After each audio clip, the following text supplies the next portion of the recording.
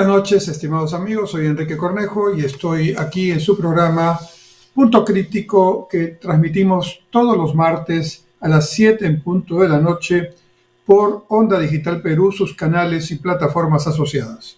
Transmitimos en vivo para, de esta manera, conversar en voz alta con ustedes, ayudarnos todos juntos a reflexionar sobre los principales temas que acontecen en la vida económica, social y política del país. Empezaré por lo obvio. Estamos desde el día de ayer en una crisis institucional en el Ministerio Público. En realidad, si ustedes lo analizan, es una crisis al interior del Ministerio Público entre dos grupos y afuera del Ministerio Público, los que están de acuerdo con un grupo y los que están de acuerdo con otro grupo. Yo no conozco los detalles que llevan a esta pugna, pero hay algunas especulaciones que apuntan a señalar que, lamentablemente, el Ministerio Público está en una parte importante de su accionar que debería ser un accionar independiente, profesional, sujeto exactamente a su misión constitucional y a lo que dice la ley. Sin embargo, parecería ser, por lo que vemos todos los peruanos, sin ningún tipo de disimulo, que hay acontecimientos extra institucionales, influencias políticas de diverso tipo, que parecería están orientando uno u otro comportamiento. Pero el tema del Ministerio Público no es el único tema que nos revela la débil institucionalidad que tiene un país. Miren ustedes, yo estoy seguro que la mayoría de quienes me están viendo creen en la democracia. Miren, a pesar de todas las dificultades que estamos viendo, y ya tenemos bastantes años en esto, del propio sistema democrático peruano, que es un sistema democrático todavía muy débil, muy frágil. Una de las razones por las cuales este sistema democrático todavía no se consolida, no madura en beneficio de la población, es que las instituciones tutelares del Perú están atravesando serias crisis al interior de las mismas. ¿Qué quiero decir con crisis institucional? Si vemos el mundo, por ejemplo, países como Estados Unidos, Canadá, que son países de América bastante bien consolidados democráticamente. Estados Unidos tiene 2 siglos y medio de democracia y sus instituciones, que tienen errores también y siempre hay también disputas, eso es humano y normal, pero las instituciones se balancean, nadie tiene un poder absoluto y la democracia funciona. Por ejemplo, cuando el señor Trump fue elegido presidente de los Estados Unidos, legítimamente, con un voto importante de los ciudadanos de ese país, el señor Trump intentó hacer cambios disruptivos, cambios antojadizos, diríamos, que en su personalidad son comunes, pero algunos de esos cambios no los pudo hacer. Por ejemplo, quiso desaparecer completamente un programa de salud que había dejado el presidente Obama, que se conoce como el Obamacare, ¿no? Y bueno, más allá del discurso encendido y la crítica, no logró desaparecerlo como él quería, porque a la hora que intenta hacer eso, las instituciones en los Estados Unidos, el Poder Judicial, el Ministerio Público, la Corte Suprema, es decir, todos cumplen su papel responsable y autónomamente. Y aún el presidente de la República en la nación o una de las naciones más poderosas del mundo no puede hacer lo que le da la gana, porque vive en un sistema democrático, es el presidente efectivamente de un país muy importante, pero tiene que respetar las normas, tiene que respetar la Constitución de los Estados Unidos, tiene que respetar el balance de poderes y tiene que respetar la libertad de opinión que hay en ese país. Hay críticas muy fuertes, muy severas, pero tiene que respetarlas, tiene que, aceptarlas, puede contestarlas, pero no puede prohibirlas. La diferencia entre una democracia y una situación no democrática es cuando ocurre lo contrario. cuando quien gobierna pretende imponer su pensamiento, que generalmente son los dictadores, los tiranos, los dictadores, de diverso tipo. Ahora algunas dictaduras se disfrazan de democracia porque recurren inicialmente a los votos aprovechando el malestar ciudadano que existe, porque las instituciones también no han cumplido su papel, pero que las instituciones no hayan cumplido su papel no significa que hay que destrozarlas, hay que destruirlas y hay que quedarnos sin instituciones. Vuelvo a Estados Unidos como un ejemplo. Y entonces el presidente Trump no pudo, digamos, hacer lo que él quería, por ejemplo, en ese tema de salud. El presidente Trump también quiso poner un muro que separara a México a lo largo de toda la frontera con los Estados Unidos. Y avanzó en varios kilómetros de ese muro, ¿no? Pero después, por razones presupuestales y por razones también de que los propios estados dentro de los Estados Unidos, son 50 estados, ¿no? Tienen sus propias normas, también no pudo hacerlo como quería. Y cuando en algún momento quiso hacer algún exabrupto, había un juez, o había un fiscal, o había un, miembro de la Corte Suprema que le decía, o un gobernador que le decía, no señor, usted no puede hacer eso. Así funcionan las instituciones de la democracia. Así deberían funcionar en el Perú. No como porque Estados Unidos lo hace. Vámonos a otro país, un país europeo, escojan alguno. Bueno, puedo escoger Alemania, ¿no? Donde las instituciones son absolutamente respetables, donde nadie invade el terreno del otro, ¿no? Y entonces la democracia funcionan bastante bien, ¿no? Y cuando tenemos una situación, por ejemplo, en otro país como Suecia o Suiza, ¿no? Entonces también las instituciones son sólidas y la democracia funciona. Entonces, volviendo a nuestro querido Perú, aquí tenemos un poder judicial que en muchos aspectos estaba, digamos, politizado en su accionar. Tenemos una justicia politizada, una judicialización de la política y una politización, digamos, de la justicia. Vamos a decirlo así. Y esos ambos conceptos, ambas situaciones son muy negativas.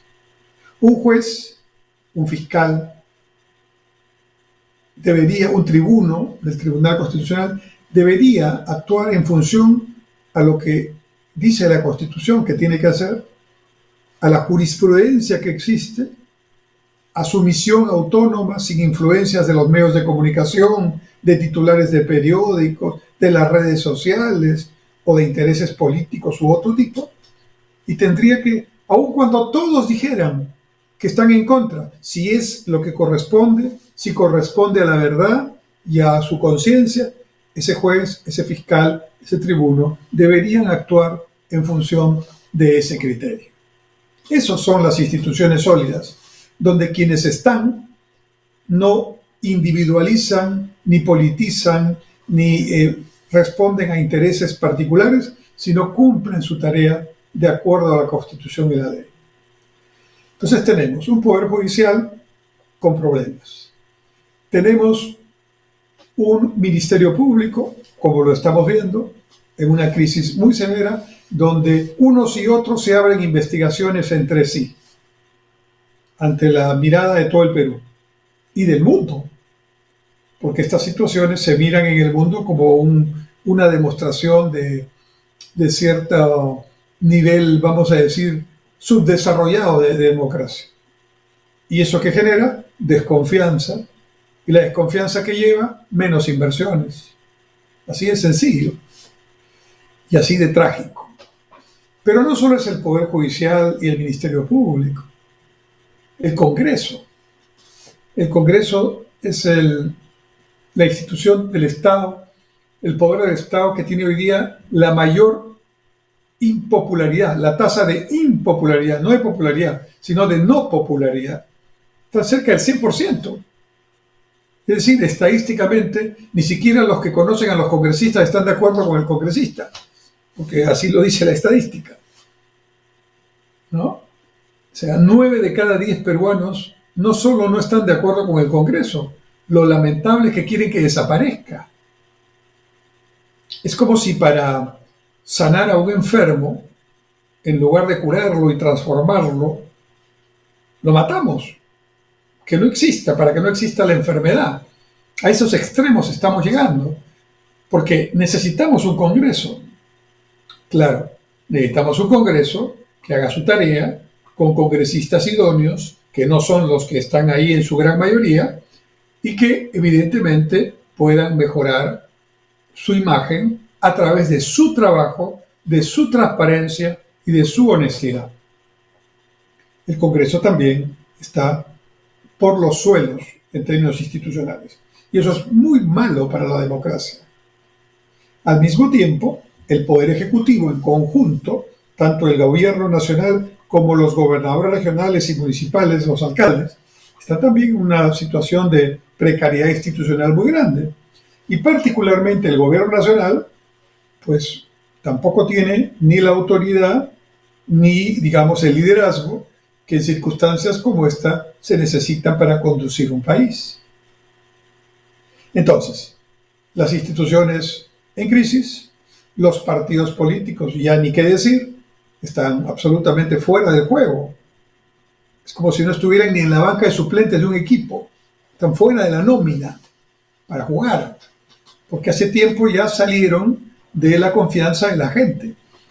Y entonces, ¿qué tenemos como resultado de esta combinación de baja institucionalidad, mediocridad, poca preparación para gobernar o ninguna preparación, corrupción, poca transparencia, incumplimiento de promesas realizadas en campaña y reiteradas veces, y al mismo tiempo incapacidad para ejecutar gasto, ¿no? Toda esa suma de circunstancias, todas difíciles y complicadas, cada una más que la otra, hacen una combinación funesta para el desarrollo, la economía de los peruanos, para el bolsillo de los peruanos y para la tranquilidad de los peruanos. Entonces, esto tiene que cambiar. Esto tiene que cambiar. Pero tenemos un grave problema, estimados amigos. Los líderes, los principales líderes de estos poderes del Estado, están en una lucha interna entre ellos o entre instituciones que hace que esa sea su prioridad. El Congreso, con estos congresistas mayoritariamente incapaces de desarrollar una tarea parlamentaria honesta y eficiente, en su gran mayoría, lo único que quieren es mantenerse hasta el 2026. A ese nivel hemos llegado. Y la presidenta, que es presidenta constitucional por sucesión presidencial después del golpe de Estado de Castillo, del señor Castillo, ¿no? La presidenta, con un gobierno sin bancada en el Parlamento, sin bases populares, sin partido, y simplemente objetivo, sobrevivir hasta el 2026. ¿Y cuánto falta para el 2026? Faltan 2 años y medio. Faltan, ¿no? 2 años y medio. ¿Ya? Faltan 30 meses. 30 meses es demasiado tiempo para seguir solamente en este juego de mantenernos hasta el 26. ¿Eso qué quiere decir? Que los congresistas y la presidenta, para poner estos dos temas primero, su visión de trabajo es resistir hasta el 2026 para terminar su periodo. Eso políticamente es una situación inmanejable, es una situación de un suicidio político tremendo, es dispararse a pie todos los días, ¿no? Y si la gente, la población, no ha salido a las calles a protestar, no violentamente, sino justa y democráticamente, es porque toda la gente, en su gran mayoría, lo que está haciendo en el día es buscarse su pan, porque están sin empleo, con ingresos totalmente deteriorados y con delincuencia y inseguridad y otros temas más y problemas de salud. Entonces, no hay tiempo para protestar, porque hay que sobrevivir. Y millones de peruanos están en esa situación. No es que estén de acuerdo con el gobierno, no es que estemos de acuerdo con el gobierno, es que tenemos que dedicarnos al día a día. Mañana ya se verá, pero hoy día hay que sobrevivir.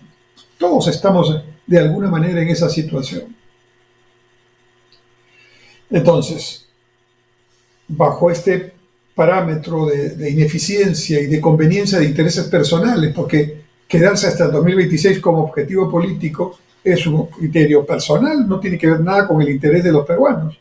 Los peruanos estamos interesados en que vuelva el crecimiento, de que haya inversiones, de que se generen empleos, de que se recuperen los ingresos, de que disminuya la pobreza, de que mejore la salud pública, de que no haya robos y asaltos y extorsiones, ¿no?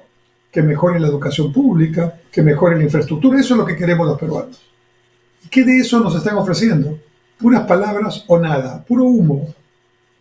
Miren ustedes la ejecución presupuestal de los ministerios y de los gobiernos regionales y municipios también, en inversiones, ¿qué es lo que interesa? Porque en las inversiones se genera empleo, se impacta en la economía. Las mayores están en el 50 y tantos % y otras claves están debajo del 40% de ejecución, y estamos terminando ya el año, prácticamente estamos diciembre.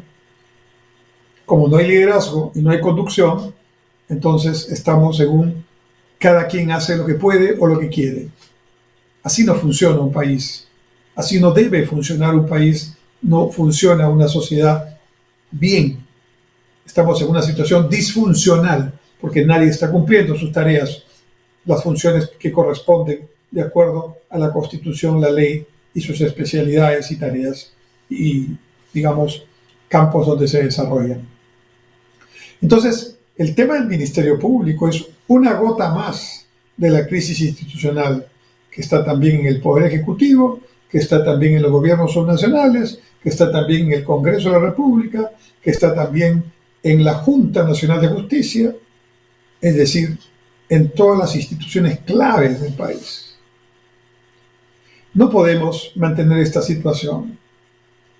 Tenemos que darnos cuenta que esto tiene que cambiar. Y no es necesario incendiar aeropuertos o utilizar este tema como un objetivo político, porque eso es lo que ha pasado. Cuando el señor Castillo dio el golpe de Estado, porque fue un golpe de Estado, todos lo anunciamos, o es que todos estamos locos, ¿no?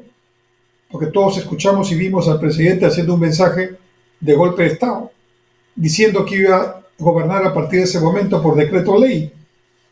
El decreto ley es, además, en su propia versión está ya legitimado que hizo un golpe de Estado, porque dijo que iba a empezar a trabajar con decreto ley. Los decretos ley, estimados amigos, solo funcionan cuando no hay democracia, cuando hay un golpe de Estado, cuando estamos en una dictadura. Porque precisamente la Constitución plantea leyes orgánicas, leyes normales, ¿no? Decretos supremos, ¿no? Decretos de urgencia que tienen bajo ciertas condiciones la misma función de una ley, y otros niveles de dispositivos legales hacia abajo. Pero no tiene decretos leyes.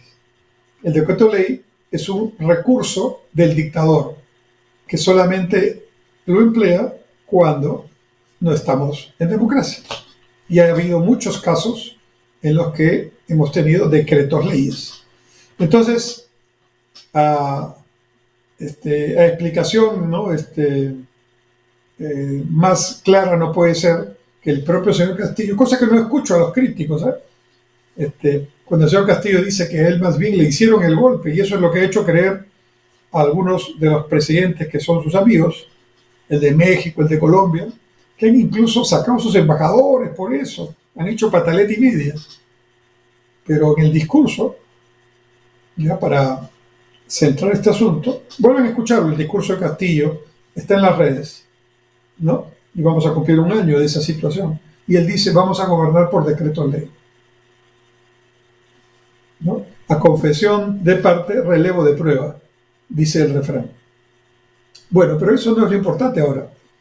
Lo importante es esta tremenda crisis institucional que nos pone en una condición tremendamente frágil a los problemas que ya tenemos, y son varios, una situación de ingobernabilidad, que gracias a Dios, todavía con algunas pocas instituciones, se puede mantener cierto orden.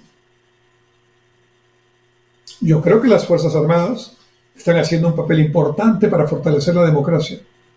Poco se ha valorado el hecho que el señor Castillo no pudo consumar su golpe porque las Fuerzas Armadas no se lo permitieron. Yo creo, sin exagerar, que es la primera vez en la historia republicana del Perú, en 200 años de república, que la Fuerza Armada más bien promueve la democracia y no el golpe militar, que hubiera sido muy sencillo promoverlo o aceptarlo, el autogolpe, como se dice, ¿no? Yo creo que los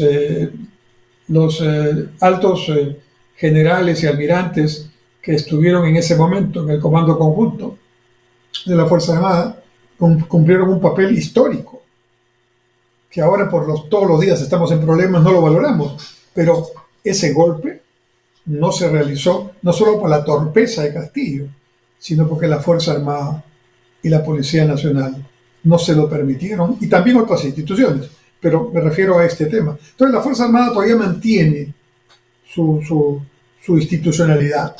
¿Qué otras instituciones hay que mantienen su institucionalidad? Bueno, el Banco Central de Reserva, felizmente, porque si no se dio un desbarajuste ya en lo monetario, la inflación, el manejo de las reservas, vaya usted a saber qué hubiera pasado, ¿no? Y algunos pocos ministerios, el Ministerio de Relaciones Exteriores, el Ministerio de Comercio Exterior y Turismo, creo que mantienen unas políticas de Estado que pueden sobrevivir a estas situaciones de crisis que estoy comentando. Entonces, lo que estamos viendo con esta crisis institucional del Ministerio Público es apenas una demostración más de la generalizada crisis institucional en el país, donde las instituciones no cumplen sus funciones, están infiltradas políticamente y a su vez también están influenciadas mediáticamente y no están cumpliendo autónomamente sus tareas de acuerdo a la Constitución y la ley, sino de acuerdo a lo que convenga políticamente, mediáticamente o a intereses subalternos que no conocemos. Y por otro lado, tenemos también una economía, y esa es la situación ya que terminó de rebalsar el vaso, ¿no? Está, después de 20 y tantos años, en una recesión declarada y donde veo difícil que podamos salir rápidamente, porque la única manera de salir de la recesión es promoviendo inversión, y fundamentalmente inversión privada. Pero para que el inversionista privado, nacional o extranjero, pequeño o grande, decide invertir en nuevos proyectos, que es así como se genera empleo. El empleo no lo genera el Estado. Eso es un error. Eso es un engaño. El Estado genera empleos para los funcionarios públicos, que ya son varios millones, ¿no? 2 millones de empleados públicos activos y jubilados, un poco más. Pero, ¿cuántos somos en el Perú? Somos 33 millones, 30 millones aquí, y más de 15 millones somos la fuerza laboral. El Estado no puede darle empleo a 15 millones, ¿no? El Estado da el empleo a los funcionarios públicos, pero el empleo, para la diferencia, hasta los 15 millones que necesitan empleo, incluyendo los 350.000 jóvenes que cada año cumplen 15 años o 16 años. Ese empleo necesario y que hoy no hay, esa tarea no es del Estado, esa tarea es de la empresa privada. Pero la empresa privada, para poder invertir, tiene que tener confianza.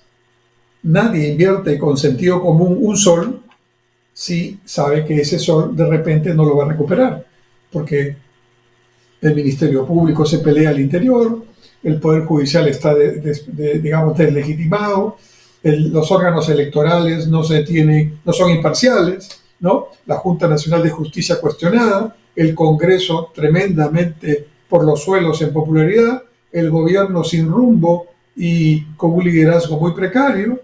Es decir, todas las plagas juntas, estimados amigos. Tenemos que salir de esto, vamos a salir de esto, pero la gran lección que tenemos que aprender todos los peruanos es que una parte de esta crisis nos corresponde a nosotros.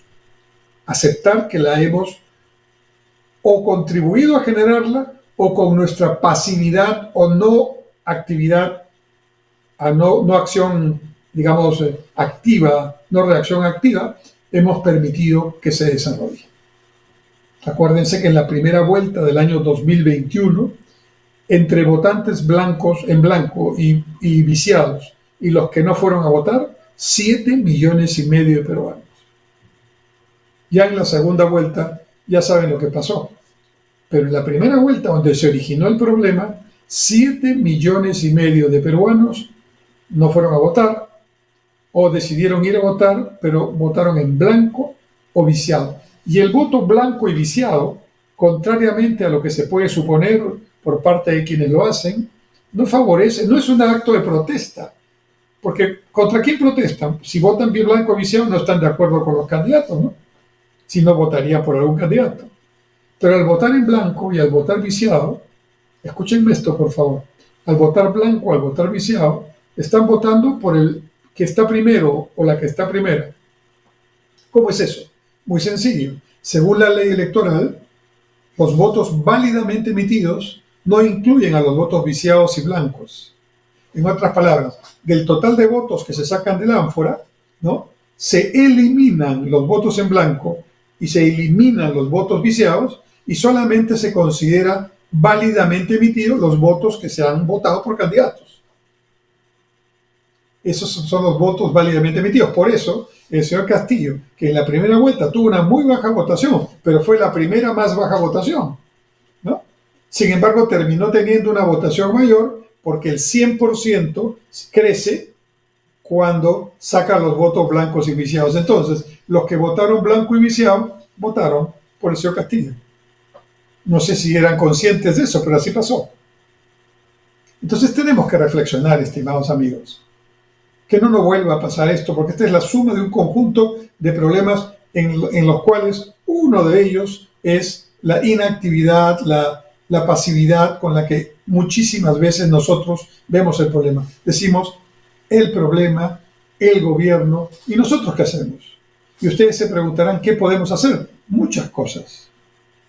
Desde educar bien a nuestros hijos en las casas, en nuestros hogares, para que haya valores, respeto y conciencia de lo que hay que hacer, bien, de acuerdo a la ley, de acuerdo a la justicia, de acuerdo a los criterios básicos de convivencia. Empecemos por ahí. ¿Qué más podemos hacer? Podemos hacer un esfuerzo por influenciar en nuestro entorno. No tengo que ser presidente o ministro para cambiar las cosas. Puedo empezar a cambiarlas en mi barrio, en mi grupo de vecinos, en mi grupo de oración, en mi grupo de deportivo, con mis amigos de siempre, con mis amigos del colegio, con mis amigos de la universidad. Y entonces podemos empezar a hacer muchas cosas, a tener una participación más activa. No necesitan inscribirse en un partido para pensar en su país, en nuestro país. Le dejo ahí esta primera parte de la reflexión, muy mortificado por estas situaciones que estamos viendo, pero que no son sino la expresión continuada de un problema que tenemos hace ya un buen tiempo. Vamos a hacer un alto y volvemos en Punto Crítico dentro de un momento. Hola, soy Maritza Gómez Alarcón y quiero recordarte que Arcoíris del Perú es un programa donde promocionamos y difundimos las riquezas humanas.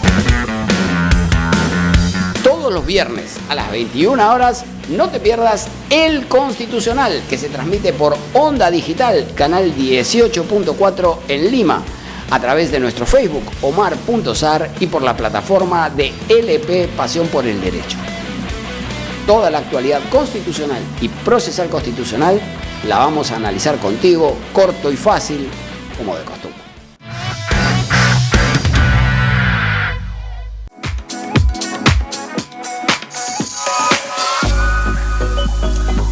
Hola, te espero este jueves a las 8 de la noche en Conversando Íntimamente. Abordaremos el tema relación de pareja a distancia. ¿Funciona? Cualquier inquietud, pregunta que tengas, házmela llegar al WhatsApp 9999 03150. Y recuerda, este jueves a las 8 de la noche tienes una cita íntima conmigo. Nos vemos.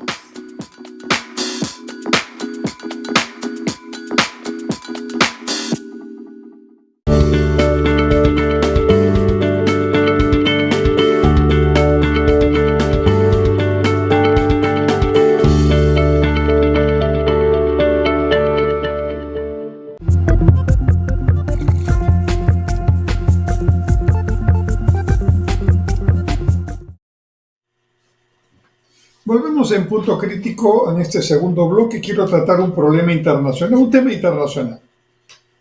El señor Milei, el señor Javier Milei, independiente, lo que se llama en política un outsider, de tendencia extremadamente liberal, de derecha liberal, digamos, si se trata de ubicarlo, ganó por 55.7% las elecciones en la segunda vuelta electoral en Argentina que se realizó hace poco. El contrincante Massa del peronismo sacó 11 puntos menos, 44.3. Y el 10 de diciembre, dentro prácticamente de 12 días, asumirá las funciones de presidente de Argentina. Muy interesante seguir de cerca lo que va a pasar en Argentina.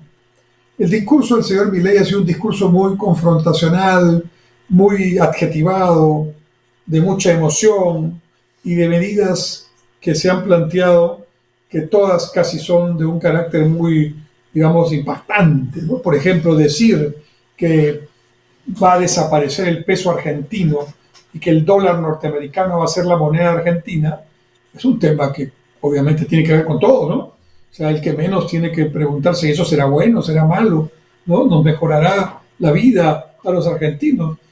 Además ha dicho que va a desaparecer el Banco Central, que es otro ofrecimiento bastante peculiar. En realidad hay países que efectivamente tienen bastante minimizado el Banco Central, como es el caso de Ecuador, que también ha dolarizado su economía, pero el Banco Central existe y cumple funciones de hacer las cuentas nacionales, la balanza de pagos y además desarrollar actividades digamos, de la moneda, ¿no? Porque al no haber ya moneda en Ecuador, entonces ya no tiene esa tarea fundamental, pero sí tiene otras tareas que tiene que cuidar, ¿no? Bueno, entonces el señor Milei tiene varios temas que van a significar un desafío. Yo y muchos queremos ver exactamente cómo va a ser, cuáles van a ser sus primeras medidas, porque, como dice el refrán, del dicho al hecho hay mucho trecho. Y aquí se aplica exactamente eso. Una cosa es estar en campaña electoral y decir, bueno, voy a convertir la noche en día. Y claro, si estamos de noche y el señor va a convertir la noche en día y yo necesito estar de día, pues entonces yo le creo y voto, ¿no? Porque además estoy cansado de los otros que ya demostraron que no pueden hacer bien las cosas. Entonces, el voto de Milei es una mezcla del voto protesta, del voto que está cansado de lo mismo, y también de un voto que ha decidido darle la confianza a Milei y que está esperando que algunas de estas propuestas, todas, como digo, muy, muy impactantes en el discurso, se cumplan. Entonces, yo quiero repasar con ustedes, repasar en voz alta, sobre 5 aspectos que creo que van a ser los que de alguna manera nos dirán si los primeros meses del presidente Milei son meses que confirman su liderazgo y le dan mayor credibilidad, o por el contrario, debilitan su liderazgo al no poder hacer lo que dijo que iba a hacer en los primeros momentos de su gobierno. En primer lugar, el señor Milei, dada la situación de Argentina, una situación muy complicada, tiene, desde mi punto de vista, un limitado margen de maniobra como presidente, un limitado margen de error, ¿no? Es decir, no va a tener periodo de gracia. Los argentinos no lo van a esperar un mes a ver cómo va, no. Van a ver desde el primer día si funciona o no. Y como los temas que ha planteado son tan espectaculares, me temo que si en los primeros días y semanas de su gobierno no se producen cosas muy efectistas, que la gente vea como Santo Tomás toque y crea, creo que esto va a generar un boomerang para el señor Milei. Es un primer tema. Puede ser que no ocurra, puede ser que nos sorprenda, pero estoy poniendo los temas que creo estarán en juego. Entonces a esto le llamo yo un problema de efectividad en el tiempo. No tiene tiempo para hacer las cosas. Tiene que en estos momentos estar pensando cómo las va a hacer rápidamente, a la vena, directamente, y con unos efectos lo más rápidos posibles. Muy complicado, porque una cosa es decirlo y otra cosa es hacerlo. Es muy complicado hacer políticas públicas de esa forma. En segundo lugar, el presidente Milei, a partir del 10 de diciembre, va a tener que cumplir con algunas de las expectativas, la gente piensa que todas, que ha generado, ¿no? Pero muchas de estas medidas, por ejemplo, la desaparición del Banco Central o el propio cambio de la moneda argentina, son temas que requieren apoyo en el Congreso. Y él tiene un número muy pequeño de senadores y un número pequeño también de diputados de su partido, de su grupo libertario. La Libertad Avanza, creo que se llama el grupo. Entonces, si yo no tengo fuerza en el Congreso y necesito en algunos momentos de leyes que el Congreso es el único que da, entonces yo tengo que empezar a conversar y negociar. Y para conversar tengo que partir de un punto, si no, ¿para qué me siento a conversar? Tengo que estar dispuesto a ceder en algo.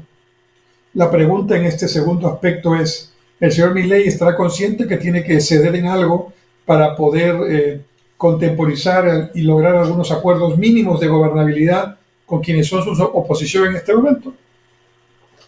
Claro está, me imagino que el expresidente Macri, ¿no?, y su candidata, la señora Bullrich, van a formar parte del gobierno, porque son ellos los que le han dado el voto diferencial por los cuales ganó. Y Macri, Bullrich y el partido de Macri es un partido más conservador de derecha, no tiene el radicalismo de Milei. Entonces, como producto de esta necesidad de juntarse para tener votos mínimos que le permitan gobernar, probablemente tendrá que acentrar, o sea, girar un poco hacia el centro su discurso radical. ¿Cuánto de esto se puede hacer? ¿Cuánto de esto será considerado una traición a los planteamientos iniciales radicales? ¿Cuánto de repente no podrá ocurrir? Son también preguntas que hay que hacerse. Tercero, la inflación en Argentina es arriba de 100%. El déficit del gobierno, los gastos del gobierno son mucho mayores que sus ingresos. Pues ese déficit también contribuye a la inflación. Lo que Milei, entiendo, va a hacer es hacer un shock, como el que hubo en Perú en el año 90, con el presidente Fujimori, donde se elevaron todos los precios muchísimo en un solo día. Y va a alinear los precios a sus valores reales, con lo cual Argentina en su conjunto va a tener un impacto muy fuerte, sobre todo la clase media empobrecida y los pobres de Argentina, porque esos incrementos de precios los van a poner en una situación de mayor vulnerabilidad. Tendrá que ir acompañada de esa medida o esas medidas de algunas medidas también de apoyo social, seguramente con bonos de alimentación y otro tipo que tendrán que ser muy eficientes para compensar en ese momento el impacto. La pregunta es, ¿estará pensando en esto, señor Milei? Supongo que sí. Pero aún si esto lo hace con gran eficiencia, lo cual es un tema que habrá que ver, ¿estará el señor Milei en capacidad de liderar y de aguantar, digamos, en términos políticos, la necesaria y hasta lógica reacción que va a haber en los sectores populares por este shock y ajuste de precios, de eliminación de subsidios, de eliminación de controles y de reducción significativa del gasto público? Porque eso es lo que va a hacer Milei. No lo sé. Mientras tanto, el peronismo, que es el gran opositor, y perdedor también, pero el gran opositor ya para efectos de gobernar, tiene una buena bancada en el Congreso tampoco es mayoría, pero tiene más congresistas que Milei, tiene muchos gobernadores, tiene en Buenos Aires la provincia ganada, ¿no? Tiene muchísimos alcaldes o intendentes, como se llaman ahí, y tiene muchos sindicatos, que son los que normalmente han estado en este tiempo peronista, de gobiernos peronistas, posesionados políticamente. Y yo creo que lamentablemente a la primera acción que implique impacto social, y va a haber, ¿no?, todas estas instituciones que forman parte de la, digamos, de la base política del peronismo, no creo que se queden tranquilos. Y seguramente hará protestas, y la pregunta es, ¿el gobierno de Milei podrá superar esta situación? Eso es entonces un tema muy importante. Cuarto, el gobierno de Milei ya tiene un impacto positivo para la economía argentina, porque si bien es cierto internamente todavía la gente, incluso la que votó por Milei, está esperando a ver qué hace, ¿no?, ya los inversionistas, a través de las operaciones en bolsa, han hecho que quede claro que la inversión privada va a apoyar a Milei y sus medidas, porque inmediatamente han empezado a subir los valores de las acciones argentinas. E incluso el dueño de Tesla ha señalado que va a hacer una importante inversión, ¿no?, de $100.000 millones en Argentina, en diferentes tipos de negocios. Es decir, lo que tenemos por un lado es situaciones de un sector público, digamos, en una situación de bancarrota, no podríamos decir, porque los gobiernos no quiebran, pero sí una situación tremendamente difícil de manejo fiscal, con una inflación alta, con alto endeudamiento. Entonces, automáticamente eso va a generar una situación que habrá que ver también cómo se maneja, pero las inversiones privadas sí pueden responder positivamente y compensar esta falta de recursos. ¿Qué habilidad tendrá Milei para captar rápidamente esas inversiones, para que se concreten en proyectos rápidamente, que generen empleo y que la gente vaya viendo que en el nuevo esquema argentino, que es un gran país, una potencia ahí subutilizada, un territorio inmenso, continental, con recursos agropecuarios inmensos, con tierras agrícolas muy fértiles, con petróleo, con gas, en fin. Entonces, ¿qué pasará? Es también un tema que habrá que ver. Ahora, como les decía, gobernar no es lo mismo que hacer campaña, ¿no? Entonces, ¿cómo será la habilidad de Milei como gobernante? Porque en la campaña gritaba mucho, gesticulaba mucho y ponía muchos adjetivos a todo. Pero en el gobierno ya uno tiene que sentarse a firmar, a conducir, a convencer, a escuchar, a buscar acuerdos. El arte de gobernar es entonces el arte de poder hacer las cosas posibles con el mayor consenso posible. Y una actitud de confrontación, de discurso altisonante, de adjetivo muy grande y muy espectacular, no parece ser la mejor forma de gobernar. Así que ahí están, estimados amigos, los principales problemas y desafíos que el gobierno del señor Milei tendrá dentro de 10 días, 12 días, cuando empiece constitucionalmente su mandato para gobernar Argentina. Miraremos de cerca este tema y les mantendré informados acerca de cómo va, porque realmente lo que pasa en Argentina, bueno o malo, es un tema que importa a toda América Latina y al Perú también. Vamos a hacer un último alto y volvemos en la parte final de nuestro programa Punto Crítico.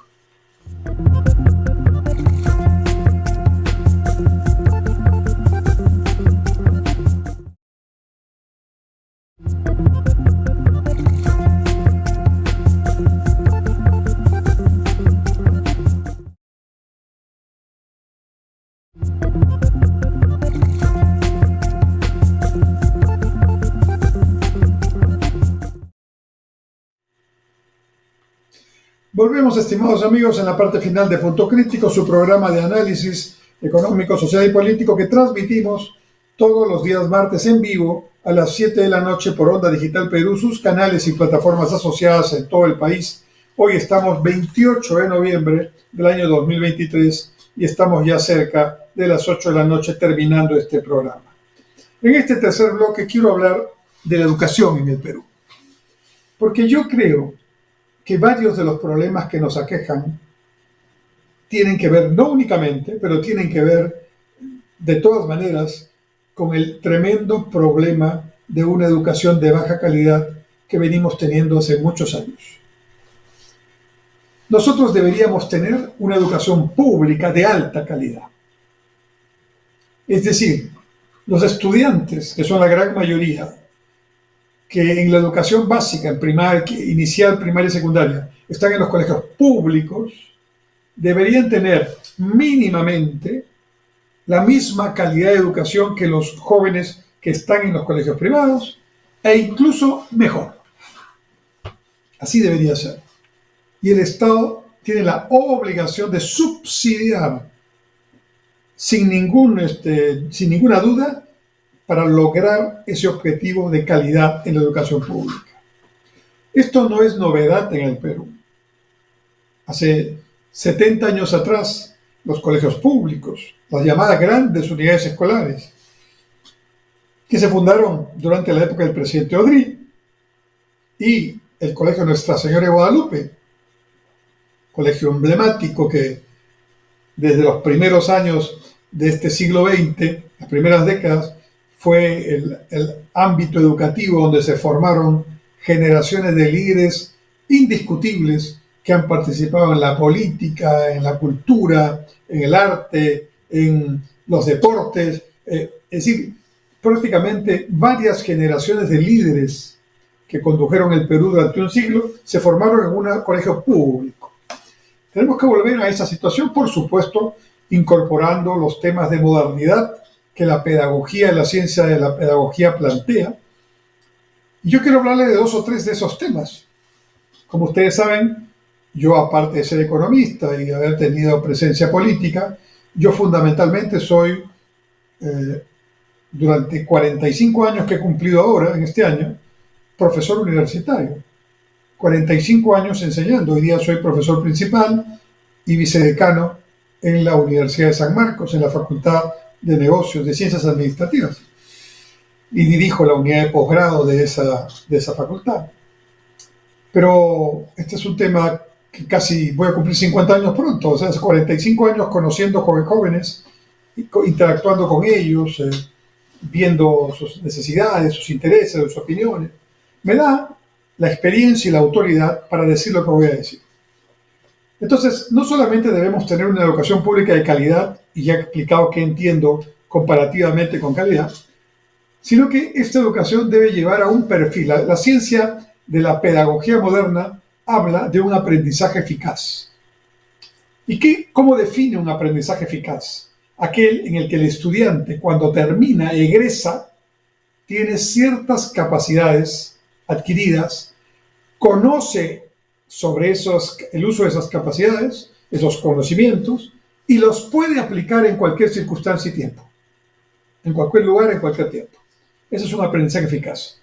No solamente repetir cosas que he aprendido, ¿no?, de memoria o por ahí rápidamente, sino ser capaz de entender lo que está pasando, saber qué se puede hacer y tener la capacidad de interactuar con los cambios sociales que ocurren, económicos y políticos, y aplicar eso que conoce a esa realidad concreta.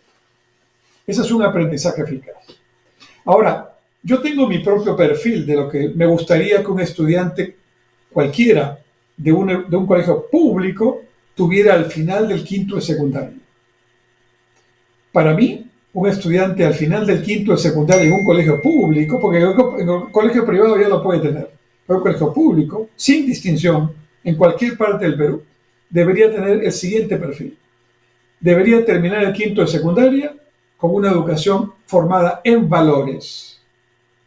El valor de la solidaridad, el valor del respeto a los demás, el valor del respeto a los símbolos patrios, el valor del ahorro, el valor de saber, digamos, tener capacidad de trabajo, el valor de tener como ciudadanos una participación activa, responsable, el valor de la honestidad, por supuesto, el valor del respeto a la propiedad, porque hoy tenemos problemas como la corrupción y la delincuencia, y en parte, no únicamente, tienen que ver con una educación ausente.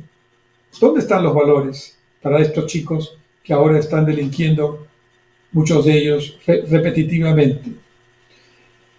Además de tener una educación en valores sólidos, ese estudiante que termina quinto y secundaria debería no solo saber leer y escribir, sino entender lo que lee, tener hábito de lectura y además tener su propio pensamiento u opinión con respecto a lo que lee. Eso se llama pensamiento crítico. Además, este estudiante terminando el quinto de secundaria debería tener ya manejado, leído, hablado y comprendido un idioma internacional. El inglés, básicamente, pero puede ser otro también. Pero el inglés, además del idioma materno, para que se conecte con el mundo sin ningún prejuicio, sin ningún tipo de disminución, de minusvalía. Cuarto, ese estudiante debe tener un conocimiento básico de ciencias y debe practicar un arte o un deporte, no competitivamente necesariamente, sino como parte de una formación integral. Debe saber un oficio, porque quién sabe lo que vaya a pasar más adelante en su vida, y tiene que saber de alguna manera obtener sus ingresos honestamente producto del trabajo. Y ese estudiante tiene que tener una buena formación en habilidades blandas, autoestima, capacidad de escucha, empatía, tener la capacidad de afrontar situaciones difíciles, ¿no? Resiliencia, se le llama eso, y avanzar. También tener capacidad de trabajar en equipo, ¿no? Que son las habilidades no cognitivas, pero sí que tienen que ver con la inteligencia emocional que nuestros estudiantes no tienen o desarrollan muy poco. Ese estudiante debería terminar con un buen conocimiento de la cultura, de la historia tan rica y tan diversa de nuestro país, y mirar con orgullo su país, pero mirando al mundo con alta autoestima y tratando de aprender del mundo lo que hay que aprender y proyectar al mundo lo que nosotros somos como un país, civilización de más de 5.000 años de antigüedad. Esa es la educación que yo digamos, tengo en mi visión. Esa es la educación que quisiera para todos los peruanos, niños y jóvenes que estén en los colegios públicos. Esa es la educación que creo que los maestros de nuestro país deberían alentar. Mi madre fue maestra, conozco muy de cerca este tema. Y esa es la educación que nos merecemos. De manera tal que quiero terminar este bloque señalando que si algún gobierno futuro quisiera hacer una cosa importante para el Perú, pero con eso, a su vez, tendría efectos multifunción, multisector, multivalor, porque con un solo trabajo serio en un gobierno que lo haga con corazón, con decisión y con conocimiento, la educación, podemos cambiar 2 o 3 generaciones, ahora, no dentro de 20 años, con las modernas tecnologías lo podemos hacer y podemos ayudar a que el país crezca sostenidamente, a que haya menos pobreza, a que haya más solidaridad, a que haya menos delincuencia, a que haya más competitividad, más productividad, más responsabilidad, que son algunos de los temas que muchas veces nos faltan. Ahí les dejo esta reflexión. Dios mediante, nos veremos la próxima semana, siempre el martes a las 7 de la noche en Punto Crítico por Onda Digital Perú, sus canales y plataformas asociadas en todo el Perú. Hasta entonces, cuídense mucho. Buena semana.